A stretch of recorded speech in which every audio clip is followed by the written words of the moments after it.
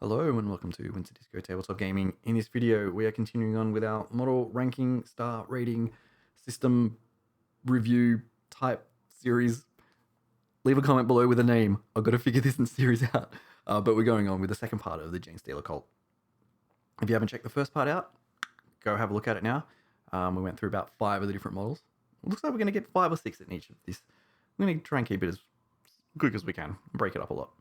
But let's get into it. First up, we're going to look at the Acolyte Iconward. So the Acolyte Iconward, it's kind of a cool model. Probably one of the bigger banners and standards that you're going to find in 40k. I think one of the other bigger ones at the moment is the Space Marine Ancients and the Blade Guard Ancient, but this is much bigger. And it just draws your attention straight away. I think if this was on a battlefield, that's what you're going to be looking at. So let's talk about the banner first. It is a very makeshift, put together, ramshackle, and let's be honest, a little bit of piece of crap. But that's what I like about it. The fact that it's really not straight. The banner is just ridiculously lopsided. Even if this was up straight, one of the sides would just be hanging down so much. The chain is there with a whole bunch of different like gems and different bits and pieces, different symbols. Things are like tacked on in different spots. I love it. I love the wrapping, how it's all wrapped up. You've got little vials, which I'm assuming would be blood or something to do with the Genestealer Cult. It's probably some like pure gene blood or something. It's all tattered, it's got dints in it. The banner itself is ripped up, could be ripped up even more. If I had it, I'd probably put some more holes in it and green stuff it to be more tattered. And I find that absolutely in line with these guys. They are battling not just for survival, but everything is sort of against them and they're against everything else. So it's, to me, it speaks a lot about who these guys are and what they're about and what they do. So, and of course, if you've seen any of my videos when I talk about banners, you know I love banners. So I'm a little biased. But the model itself, pretty cool. One of the Acolyte models. Again, pretty standard pose. And I think that's, for this particular faction, I find that a missed opportunity. And we do see in some other models, which I think come up in this video, I think we're going to come across some like the Ridgerunners and the Atalan Jackals. Little spoiler for what's coming up later on. They're starting to introduce a bit more variation. But, you know, for this part of the range, I want a little bit more because they are ramshackle. They're scavengers and trying to piece together, make that bigger again, piece together what they can. So again, like the model itself, the unit, not that inspiring to be honest. It's pretty stock standard. I think some of the newer models have a bit more interest in it. So for me, that loses a few different points. Yeah, the model itself, doesn't really, like I said, doesn't do it for me. But to me, it's all about the banner. The fact how big it is and overbearing it is. Just ridiculous in its nature. So we've got another look here. It actually does look like the cult symbol is 3D, which is very nice. Very nice. Let's have a look, see if it is. Oh, you can't see because it's on the other side. That's disappointing. well then. Yeah, you can see that it's, from a model perspective, it is what it is. You could easily kit bash this into some other models, no problem. In fact, it makes sense to try and make this banner yourself. It's what they would do. Similar to what orcs do. I think with orcs, they provide a lot of opportunity for kit bashing and just throwing stuff together and seeing what sticks, because literally that's what they do. And it just seems to work because they're weird like that. They believe it and it happens. And a similar thing here, they're just getting what they can get. It's not like they're wearing these tattered cloaks and tabards because they want to. It's what they have. And I get the idea, like all the cult symbols that they have, the mining armor that they have, the weapons that they have, it's all beat up and tattered because they can't get anything else. they've got to really hold on to what they have. So of course they're going to make stuff like this. They're going to find a bit of metal and wrap on these bits. Are they part of a Genestealer? I don't know. I don't even know what they are, but it looks really cool. You know, they're going to weld them on together because it's what they've got. So I really like that. All right, enough talking about this one. Other than the banner, I think it's a very stock standard Genestealer model. I don't find it very inspiring itself. So I want to give more points just for the banner.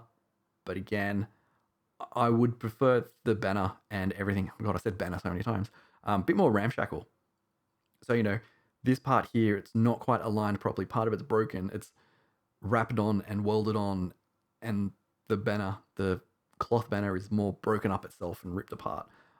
I think there's opportunity for that. More chips and dints in these things up here. So, and because of that, I am going to give this a 3. Overall, I don't find it that inspiring. The banner is cool. Don't get me wrong. I will always say banners are cool. But overall, as a unit piece, yes, and we go back to the silhouette idea. If you make it completely black, can you identify it? Very identifiable. Almost garishly identifiable. It's almost over the top. You'd be like, oh yeah, that's a Acolyte Iconward. You can spot that a mile away. But at the same time, it's too nice and clean, which makes completely contradictory to what I've already said. But I'm full of contradictions. So yeah, 3. Yeah, tell me what you think about it. Like I said, the model itself, meh. The banner could be better. It's cool, could be better. So a 3 out of 5 for me. Next up, the Achilles Ridgerunner. So this is one of the newer range, which came out, what, was it early this year or last year? I think it might have been last year, 2019. I like it. Where they had the Goliath, you have to compare this to the Goliath Rock Grinder and the other one, which is the Goliath Truck. Very similar design cues. They're sort of like the curved panels that are very functional. That's the word I was trying to think of the last episode. Functional. This is all functional stuff. It's not designed to look pretty and nice. It's designed to do things. When a lot of the other armies have this, they have function, but also have form over function. Even orcs, it's very much form over function. Because, like I said a few minutes ago, they can throw stuff together and it'll work. It's just the nature of how orcs operate in the universe. They're a psychically imbued race, even though they don't realize it. They can create stuff out of nothing. Literally paint stuff red and it goes faster because they believe it to be so. So there still has a lot of form over function. And every army, particularly Eldar, very form over function. Genestealer Cult, it's function over form. Like I said, and I'll keep hammering on this point, they've got what they've got because they don't have any other choice. They have to take this. It's what they have. These guys are miners.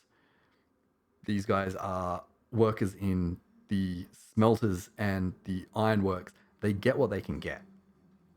So it's very similar to the Goliath, like I said, because it has to be. It's what they have access to. And it still takes a lot of design cues from the Goliath with that, like I said, the curved panels, the function over the top, how you've got like the lights at the front, the heavy duty tires that are not designed to be in a war zone at all. The guy is completely unprotected on the front, on the top. But also, where this differs from the Goliath is that it's much more mobile. You get much more idea that, because you get all like the shock absorbers. Oh my god, let's try that again. You get shock absorbers. And when it turns around, you can kind of see it. It goes all the way around. Whew, this is a long turnaround. You're kind of seeing there shock absorbers. A lot more lower to the ground. A lot more sleeker than a Goliath. So you get this impression of speed, which the Goliath is more about sheer brute force and attrition. This one looks like you can be bouncing around. And the name itself, Ridgerunner, gives that impression too. That's literally driving around deserts or hilly terrain very easily. So we look at it, it's very much is like a squashed Goliath. But that's fine. And to be honest, I actually prefer this to the Goliath. I found the Goliath in both its formats too big and bulky, too functional. And this one has a bit more form to it. You can kind of see what it's for. Very, very cool. I like it. So you can imagine there is another driver in there. You got someone sitting out on the turret, and you can imagine them sticking a gun on the turret as well, which they've got here, which is kind of cool. Whoops, get that back up. Come back here. You've got a radar and a rocket launcher, so you get a few different loadouts, which is very nice. And also another one, like a weird mortar cannon, which is very cool. We've got some few different images here.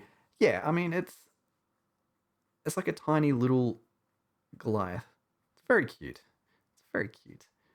Some cool looking guns, which I would say they're not guns without knowing what the guns actually are, but it'd be more like some mining laser. And then they've somehow got some rockets that they've procured somehow, probably through some shady deals. Really nice. And also, while I don't really talk about the paint jobs, I love in the entire range, yes, they've got that unifying purpley red throughout, but on all the models, it's all like beat up and chipped off and that kind of thing. All the panels have chipping on the side. Very, very nice. So, what are we going to give this? As you can see behind it, there is a Goliath. The Goliath is much more, like I said, brute force. This is much more, let's get around, take a pot shot, and we'll drive off again. Almost like a scout. I think that's really cool. So similar, it is somewhat similar in design to the Goliath, which makes sense. Keep repeating that point, but it makes fine. Not a huge amount of things on the sprue. It's just 2 different sprues. Yeah, not overly exciting. Looks like there's 2 bodies that you can attach, and that's pretty much it, which is fine. No big issue. So what are we going to give this one? I like it more than the Goliath, but for different reasons. Like where the Goliath was, I was like a bit underwhelmed, and like I said, I didn't fully understand it when it first came out, and I'm starting to understand it now. I still have that same issue here, but at the same time, I can't give it more than the Goliath. I just can't. So it has to be a 3, which is strange. I can't really justify a 3. I can't justify my position, I mean. But I'm going to give it a 3. Let me know. Let me know. This is an interesting one, because I do like the design. It's a very unified look, as we'll see through the Jackals and the Alphys and some of the other ones. I can't remember what it's called. Yeah, I like the design, but I don't know why I like it. I think because it's got a lot going on. It's not busy. Where you have the new Primaris Space Marine stuff in the current wave at the end of 2020, it's very much flat panels and sharp angles. And this one has much more curve, much more, you can't say natural, but much more, it seems to be formed that way. It's almost like it's been cast, like pressed metal, rather than like edges welded together. And I think that's why I like it, but at the same time, I don't quite get it. But, I'm kind of just rambling now, so let's move on to the next one. Next up, again, one of the new models, the Sanctus. So this is one of the new single character models that they brought out. Sort of like the assassin type character with weird, funky eye stuff. I love the eye lenses, and I love the little familiar there. The same thing, very cute.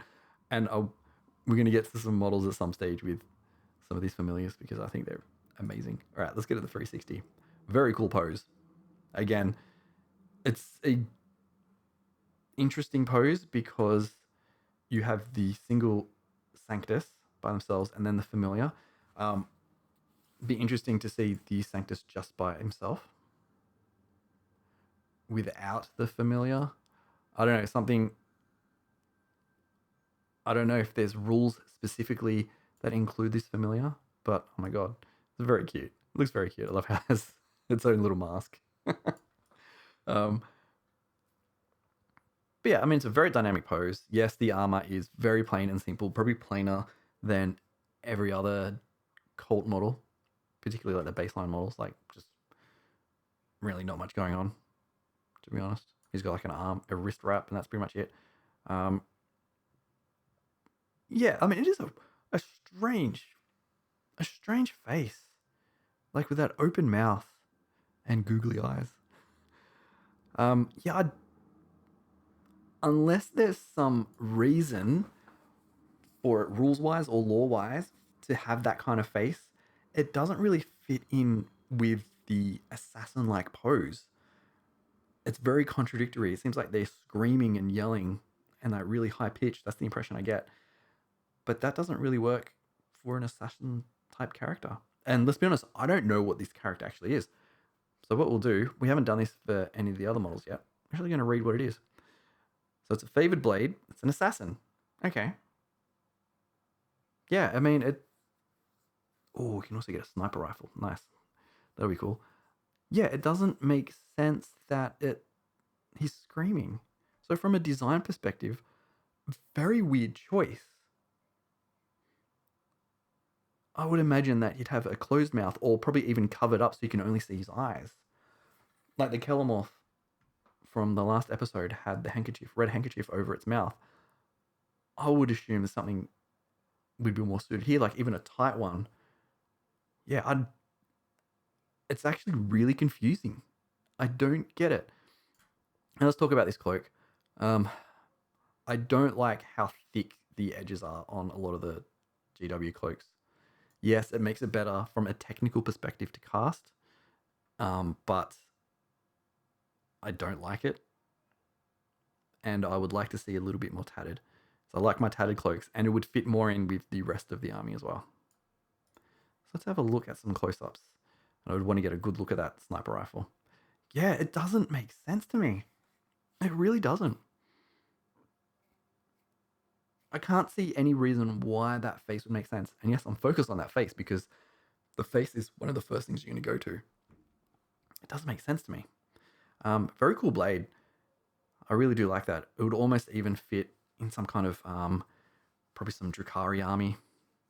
Maybe even Eldar. Possibly even Death Guard and Nurgle. Demon blade. I think that's really cool. Oh my god, I keep going back to the face. We've got this cute little fella here. Just give him a model of his own. Alright, sniper rifle. It's kind of an underwhelming sniper rifle. I like my sniper rifles to be big and chunky. Like, the barrels to be... not the barrel, but the body itself. I don't know terminology for guns or weapons. But to be much bigger and chunkier. That's my personal preference. Yeah, I mean, I haven't really talked about the base as well. Let's go back to the 3D model. The base is kind of cool. I think it'd be interesting if there was some kind of context for this face. Who is it? I think from a narrative story perspective, if there was some idea of who this person is, that would be kind of cool. It could be, maybe they could have made it like a space marine or I can't think of something else, like a servitor head. Something like that.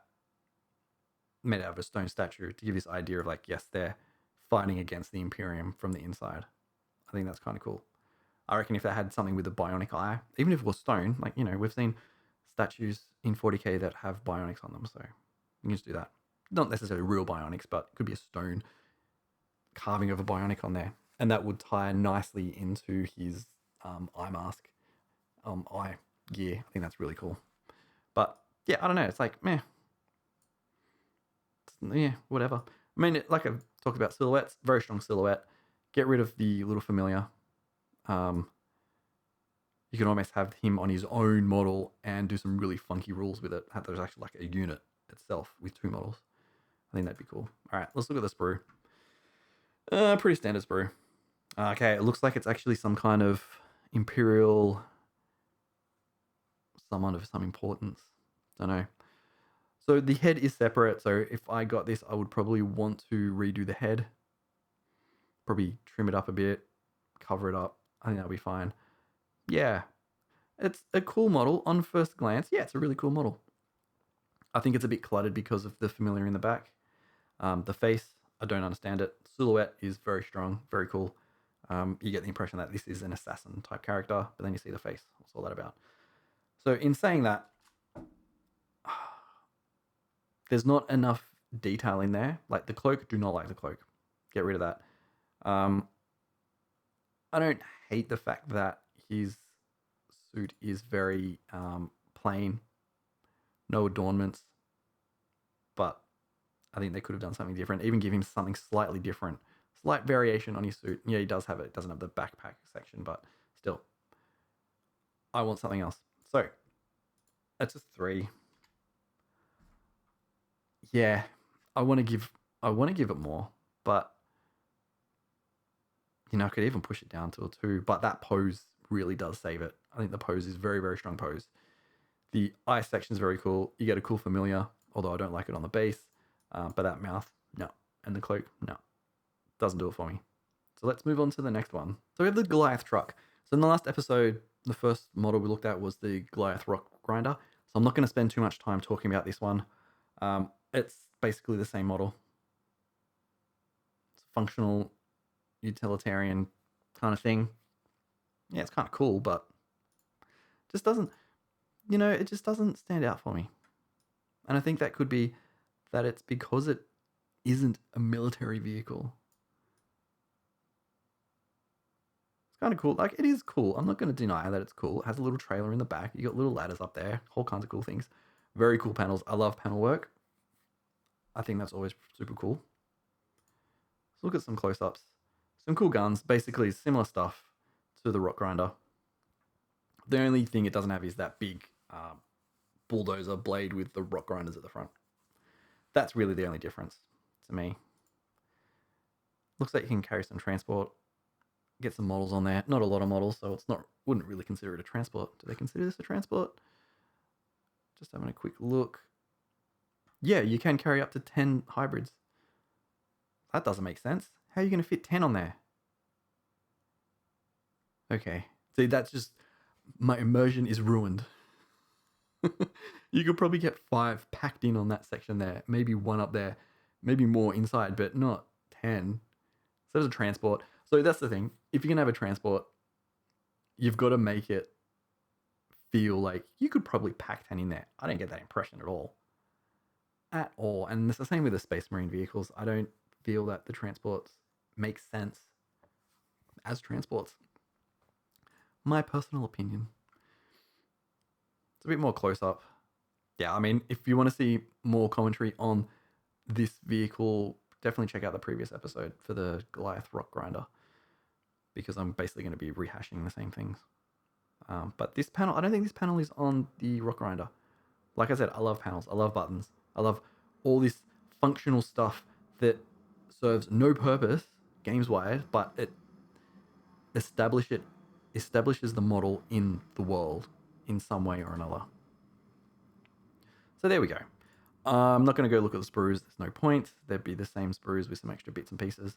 So I'm going to give this a 3 as well. Basically because it is just a rock grinder without extra bits. Which would mean, why wouldn't you give it a 2? I still think it's fine. I don't have a problem with a 3. So that's a quick, easy one. 3 minutes talking about that. Let's get on to the next one. So we've got the hybrid Metamorphs. So this is the next generation. So you have let's look for my list. The Neophyte Hybrids. We'll actually have the Brood Brothers first, which will be in the next video, I think. Then you have the Neophyte Hybrids, so that would be like this second, third generation. Then the Acolyte Hybrids, which is third, fourth, possibly fifth. And the Hybrid Metamorphs, which are around the fifth, sixth generation onwards. A lot more detail in these ones compared to the Acolyte Hybrids, which makes sense. You've got much more genetic deviation. So you do have the arms, the claws, so you've got 2 or 3 arms. Some have a whip on them. Some have kind of crab claws. Others have giant things, just craziness. Like this arm here is awesome. And we will come back to the Cthulhu face. Don't worry. We will come back. So this is probably the simplest one in there. You could easily fit this one into an Acolyte Hybrids unit, which makes sense. Some, like I said, there's genetic deviation, so some are going to be more genetically deviated than the others, and far more towards the Genestealer side of things. Again, like this would easily fit into that unit, so let's skip over that. Now we have Boss Man. Very cool looking model. Look at that face. So you've got the mouth and then the jaws like opening up with 4 arms. well, 3 arms and a weird kind of claw thing. Very much starting to go into the Tyranid realm of things, which is very cool, which is really why I really like this unit, because you have so much variation. I love how the carapace, it's not quite chipped. I wouldn't say chipped. I think that's part of the carapace itself, but all that little bits of tiny, tiny detail, all the little pinpricks on the carapace, very nice. And we also have 2 extras on this model. We got a skull here with the spine still attached somehow. How the spine is attached, I don't understand. Skeleton models in this game, how the skeleton models stay there. The spine should not be attached. His lower jaw's not attached, so why is his spine attached? Anyway, just a thing. Same with this guardsman's head here. Why is his head there and the jaw still attached and it's still there? Too many questions. I'm not going to answer it. And it looks like there's like spider web on it too. I don't know whether that's part of the model or added in, but it's kind of cool. Yeah, I love the face. Very cool. Starting to get much more spiny, much more Genestealer. Again, like the models themselves. Whoops, get that bigger. The design itself, you know, the Acolyte Hybrids and the Metamorphs, you know, pretty much the same. But you do get a bit more variation. Again, nice banner. I like that banner. Very similar to the Acolyte Iconward, but a bit more understated because it's for a unit, so it's kind of cool. Obviously, the tattered holes are very nice. I like it. Love his arm whip and the head here, the brain peeking out a bit. Still with like humanized feet in a way. And that's what I like about as you start to get down into the more deeper generations of the cult itself. You can do this kind of stuff. Have a bit more fun, a bit more variation, actually get Genestealer parts themselves and stick them on. So we get a closer one of this. So again, the head is very cool. A lot more, like I said, more variation. I don't need to go into that too much. So let's talk about these two. These two might be the coolest. We'll leave Mr. Cthulhu for a second. Very much a crab claw type thing. Very cool. The head again, very cool variation. Yes, the bodies are pretty much the same, and that's fine. I'm okay with that simply because you have more variation for the arms and the heads. Now, Mr. Cthulhu, it is the best Genestealer Cult head by far. I think it is just awesome because it is so, not because it's Cthulhu, let's be honest, that's what it is, but because it is so different to all the other heads, which have the gaping mouths and tongues sticking out, and holes on the side of their head. This one is very much Mr. Squidward. Not Mr. Squidward. No, who am I thinking of? I'm thinking of the guy from Futurama. Oh my god, what a day! But you have those tentacle mouths. You could just see that, like, just moving around of its own volition. I think that's really cool. So we have another model here. Some more interesting ones here. So we have another blade arm and a head with like a weird. Yeah. Yeah. That, I don't know what that is. Is it actually part of the arm? No, it wouldn't be part of the mining suit. I think that just happens to fall there. Again, very interesting, like very unique and different. I like it. And you can mix and match the heads for the different parts of the body too. It looks like you get tons of heads. You get 1, 2, 3, 4, 5, 6, 7, 8, 9, 10, 11, at least 11 heads for a 5 model unit, which is very cool. So you get tons of variation, which I'm always a fan of. More pieces. I think that might be the same. No, it's a slightly different one. So you actually get 20 heads. Very cool. That's very, very cool. I like it. I like it a lot. And there we go. We've got the heads there. So the Acolyte Hybrids. Interesting. So, okay. Looks like you get 1 sprue of the Acolyte Hybrids, which we've already looked at, and a specific sprue for the Hybrid Metamorphs, which is the more mutated Genestealer-like ones.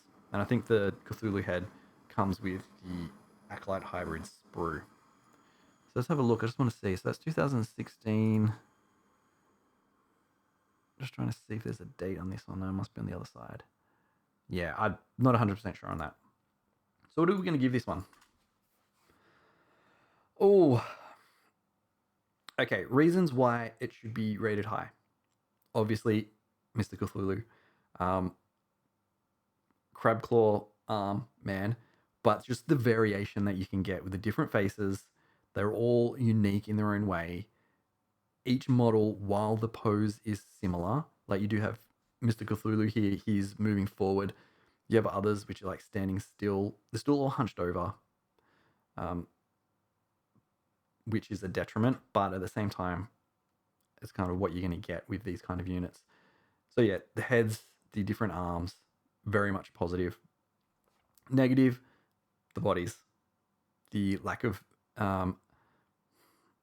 differentiation. Yes, they're all unique in their own way, but you know, they could push it a bit more.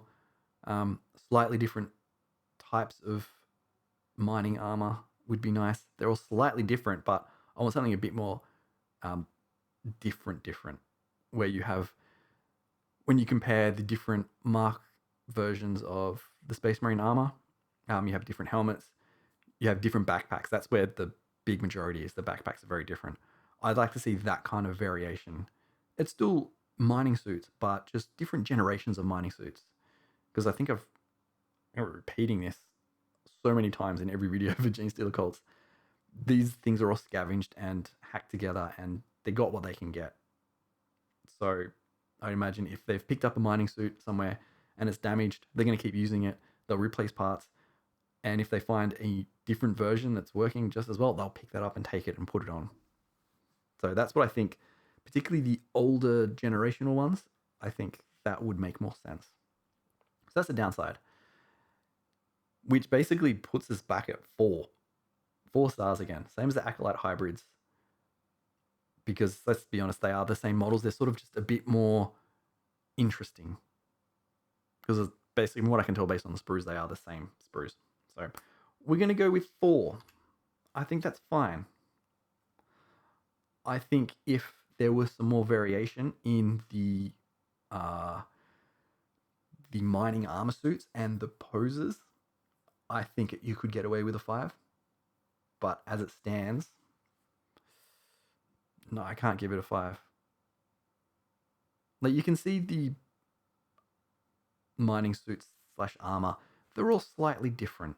Like, you have the guy on the right here, he's got all the padding up on his upper legs, and then you have like the knee pads on the other ones. Slightly different variations to the knee pads. I want to see something a bit further along than that. Particularly around like the body, torso section of it. It's all very similar. So I think if they pushed that design a bit more, you could do some really cool stuff with it. The Atalan Jackals, definitely some of the newer models, with some bikes, fast moving, action packed dudes and dudettes. I like them. I mean, dirt bikes. When they came out, I'm like, interesting choice. You don't really have these kind of lightweight, functional, going to use the word functional again, transport troop type things.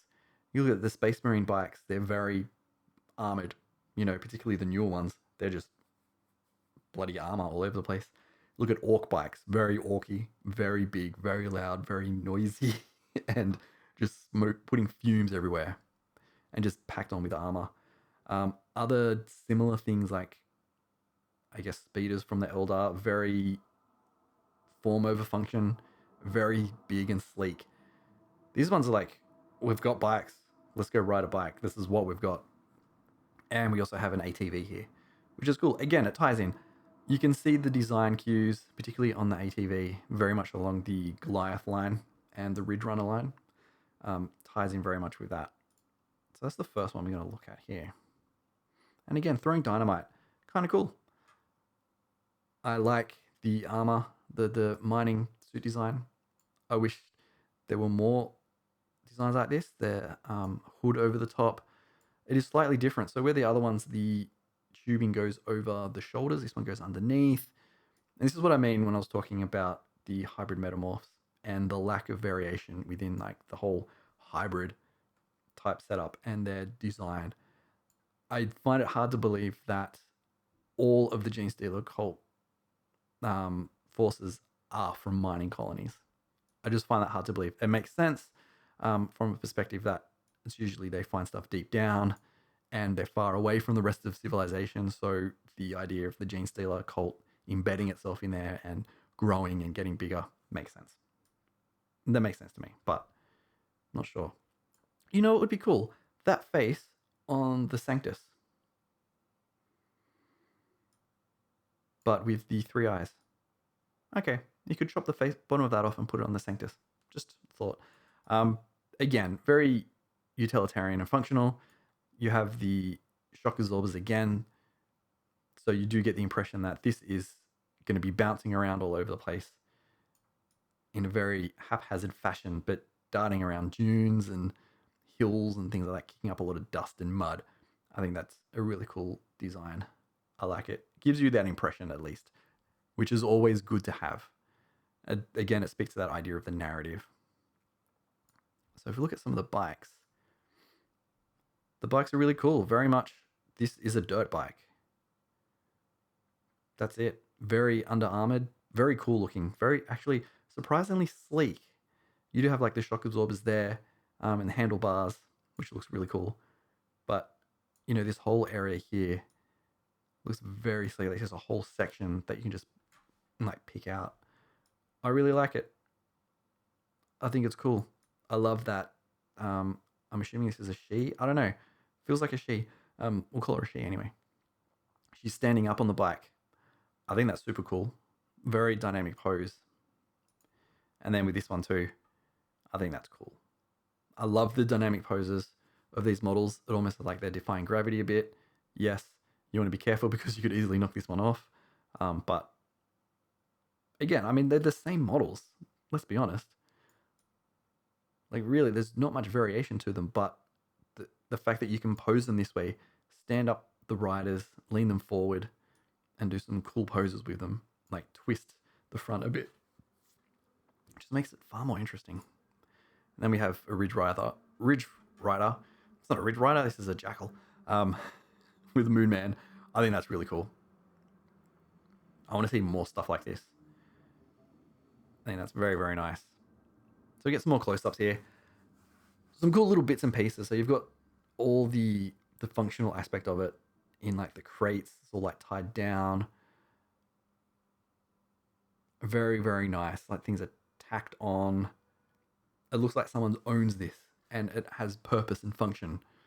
Where a lot of the things like I said, the Space Marine bikes, the new Primaris Outrider bikes, it's very much function. Like that's it. It's like, yep, we're a killing machine. We don't have the tools attached to it. When these things are like, I can just imagine they break down all the time because, I'll say it again, they've scavenged all this stuff. It's what they've got. If it breaks, they're going to have to fix it because if they don't fix it, they're not going to get another one. So I like that. And the final one there, so you can see them compared to the Ridge Rider. Still fairly good size. Yeah, I really like it. I really do like these ones. It's very good bits in there. Yeah, so for me, while they're all four bikes actually, very much the same, and the ATVs and ATV, I really do like them. I think the poses are very dynamic. You get the impression of the speed of them darting around. Yeah, there's enough variation in the suits that I'm happy with that, which completely goes against what I've said for every other unit. But the fact they have bikes in different poses and you can pose the bikes in different ways, like have them going right up. This guy's sort of starting to lean forward and rev. He's sort of standing up to get a good shot far away. I think that's really cool. So for me, I am quite happy to give that a 5. And I think that's the first 5. No, I've given a Kellamorph a 5 in this series. I really do like these. And when they came out, I'm like, I want these. You know, it just... And I'll go back to how it's... You get this impression that this is their bike. This is what they have. It might be the only thing that they have. So you've got like cases there with like bed rolls. You've got knives and swords and things wrapped up, and on the ATV here you've got like that crate which has like all tools and mechanical stuff in there, you get this idea of like back to the whole thing of the narrative and what story that it tells you. You can read a lot from these type of models, and I think in recent years GW has stepped that up. They know that a model in itself is not just part of an army. It's not just something that you play with. It's there to tell you a story. And I think successful models actually do tell you that. Like with the Metamorphs, you got a lot of info. The Nexus, you get this old grizzled commander who can't fight anymore because he's too old and he's too jaded to be fighting anymore, but he can command people from afar. You've got the Sanctus, even though I don't particularly like a lot of everything of that model, you get the idea of who it is just on their pose by themselves. So I get the same impression from these. It's slightly more understated than like the Metamorphs and the Sanctus, but you still get a lot from it. So yeah, a 5. That's it for this episode. I don't know how long it's been going because I've been stopping and starting recording for each of the different models, but I think it's going to be a fairly long one. Yeah, tell me what you think. So Atalan Jackals, 5 out of 5 stars. There you go. The hybrid Metamorphs got a 4. Everything else got a 3. So it was a bit harsher this time around. I think I'm trying to be a bit more clearer and can't even think of the word. Obviously not clearer because I can't even get the words out. But looking for things in the models that don't quite work. And the more I look at these models, the more I see things that do work. There's a lot that do work, but there's also a lot that doesn't work. And you can only really get that perspective by looking at the models and really having a good think about them. And that's why these videos take so long, because I need to talk to them about each model for like 10-15 minutes to really justify my positioning. But that's it. Let me know in the comments below if you think that Adiland Jackals should have got a 5. And if you are interested in continuing with this series, definitely do subscribe.